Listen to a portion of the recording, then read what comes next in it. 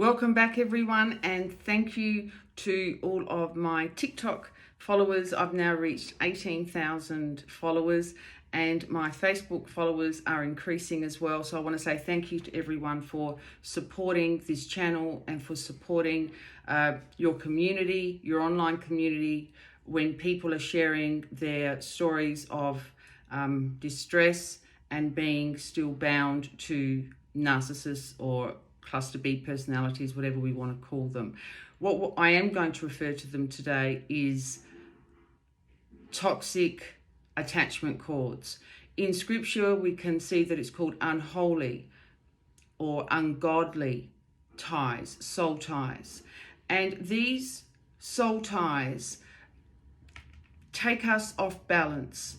And sadly, we can stay trapped for way too long. So why do we say that it's ungodly? Because it moves us away from God. It moves us away from our essence. Anything that is toxic and is attached to us means that it is draining us. And this is what we would also refer to as energy stealing, emotional vampires. And it's real, and you will know that this is occurring for you because you are going to experience a few of these things. First of all, you now are very attached to the other person. In fact, you don't even know where you begin and where they end. So it's like there's an enmeshment. There is a great deal of confusion in your relationship. You enter into the karmic wheel loop. Karma means it is of our doing. We are creating patterns, and these patterns are circular, and they go round and round in circles. It's a hamster wheel. We are not in our body. We don't know who we are. A lot of the times we are confused. We may want to cry. We are always thinking of the relationship. You dream of the person often. You don't want to. In fact, you don't even like them as a person, but yet somehow you find yourself spellbound to them. They don't offer full disclosure. You always know that there is something that they are not telling you. Another thing that occurs is that you stop fulfilling your goals. Possibly prior to meeting them, you were on path. You did feel a connection to source. You felt connected inside. And now all of a sudden you don't. Your money is not consistent anymore. For some reason, things are not going right. You start to experience a series of bad luck. Things are going wrong. You find it hard to ground. You start possibly even fighting with other people a lot. There's conflict around you. Somehow, the person you're attached to, their life seems to be going up. And you actually start to feel that they're gaining a lot of satisfaction in seeing you distressed.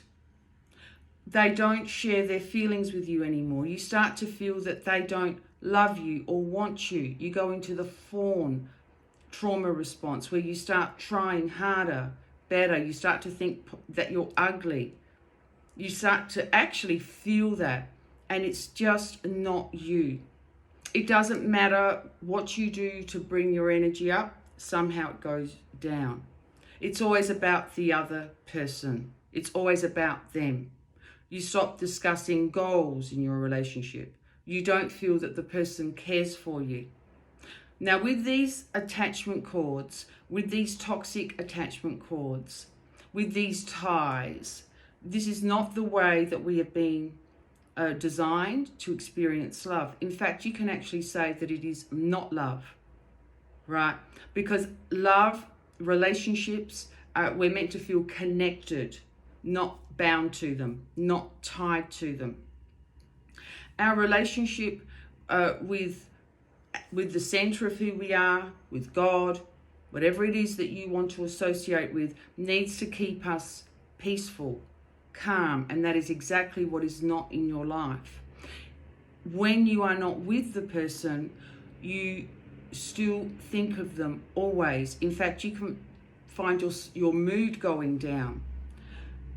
You keep wanting to break free from them. In fact, there's this really strong desire to push them away, because they can literally suck the life out of you. So please remember, this is not the way we've been designed. Now, you can break these attachments, you can, but often we attach to very strong forces, and it's almost like we're suffocating and we can't get out, but you can. And this is where my work comes in, because I understand this. I'm able to locate things, to locate the cords, to show you how things are being done. But then more importantly, we have to start to clear the beliefs that have been formed because of this trauma you've experienced, because of these attachments you've experienced. It can be done. It does take time, but we can actually start to move faster when we actually acknowledge that they're there. We don't identify with it as love anymore, and you don't have to feel their energy around you, because literally it just drags you down. They go up, you go down. This is not gender specific, because it can happen to men and women. Women tend to be the ones who tend to talk about it more, but it happens to both genders. It can happen absolutely to everyone. And they don't need to be love partners for it to happen to you as well. You could have associations where it is literally sucking the life out of you. They actually feel that they have a right to your energy. You start to become jealous. You start to all of a sudden start to hear, about this person, that person. Can you see them on the weekend? Let's play it by ear. So these are the things that you start accepting. And you actually start to become scared, and this is when you start walking on eggshells. So how do you know that this is occurring for you? There is a consistency to it. And if you break up with them, it's still happening. You enter into a push and pull cycle. You almost feel sometimes as if they're watching you, and this is when you've split up with them. So these are the things we have to clear. These are the things we no longer want to have in our energetic field, because it stops our progress, it stops us fulfilling our potential, and it stops us from having lovely, healthy attachments, soul-based attachments, soulmate, someone who's your friend.